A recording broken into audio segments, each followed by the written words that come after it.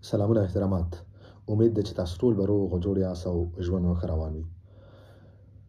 دوستانو دلته ما ډېری داسې ملګري ولیدل چې دوی د 3 4 5 کالو دلته په فرانسه کې ژوند کوي. دوی اسناد لري، کار کوي، ولې تر دا دمه دوی د اوفیس راسي یا خوندخانه کړي. مطلب دوی قانون درس نه ویلې، د اوفي مکتب نه دی ویلې. کله چې ما سره مخ شي زه ته پوښتنه کوم چې ولې تر دا دمه تاسو د اوفي مکتب نه دی ویلې، قانون درس مو ولې نه دی ویلې؟ نو دوی وایي چې موږ پسې اوفي مکتب نه دی را لېږلی دی، نه د قانون درس را لېږلی دی، نو ځکه تر دا دمه موږ نه دی ویلی. ملګرو، دغه سیخ کونتخه ډېره زیاته مهمه ده. دغه قانون درسونه ویل ډېر زیات مهم دي. دغه د اوفي مکتب دا ډېر زیات مهم دی. یعنی هر کله چې تاسو اسناد واخلئ ټول اول کار هم دا دی. دا داسې دي چې فرض دي، باید حتما دغه اسناد تاسو سره یې، حتما تاسو دغه سیخ کونتخه کړئ. ځکه که چېرې تاسو د سوسیال په سیستم کې اوسېږئ او تاسو غواړئ چې خپل کور واخلئ، مخکې لاړ شئ، نو تاسو دپاره سیخ کونتخه ډېره ضروري ده چې تاسو ولرئ. تاسو باید د اوفي مکتب ویلی، تاسو باید قانون ویلی.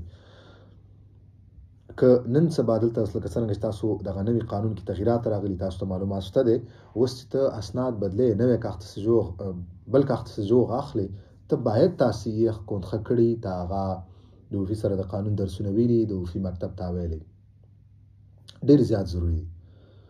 نو هغه ملګري چې درته د دوی دلته کلونو راهیسې ژوند کوي، دلته دوی اسناد اخیستي، کارونه کوي، او دوی تر دا دمه دوی ته اوفي مکتب یا د قانون درس نه را لېږلی، نو دوی څنګه کولی شي چې دغه د قانون درس دوی ووایي، څنګه غوښتنه دوی وکړي، د اوفي مکتب دوی ته څنګه راشي.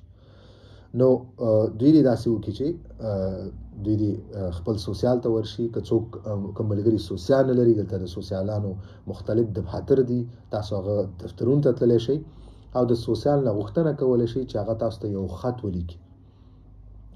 تاسو یو خط لیکئ په سوسیال باندې، یو سوسیال باید هغه سوسیال ټاپه کړي، امضا یې کړي، او هغه خط تاسو بیا اوفي ته لیږئ. په هغه خط کې هغه سوسیال غوښتنه کوي چې دغه کس پلانکي تر دا دمه نه د قانون درس ویلی دی او نه د اوفي مکتب ویلی دی. نو هر کله چې دا تاسو اوفي ته ولیږئ، نو اوفي تاسو ته تقریبا په 3 هفتو کې تاسو ته د قانون درس او د اوفي مکتب تاسو ته رالیږي. نو که چا نه یې کړی تر دا دمه دغه غوښتنه، تاسو لاړ شئ خپل سوسیال سره خبرې وکړئ او هغو باندې خط ولیکئ او دا ورته ولیږئ.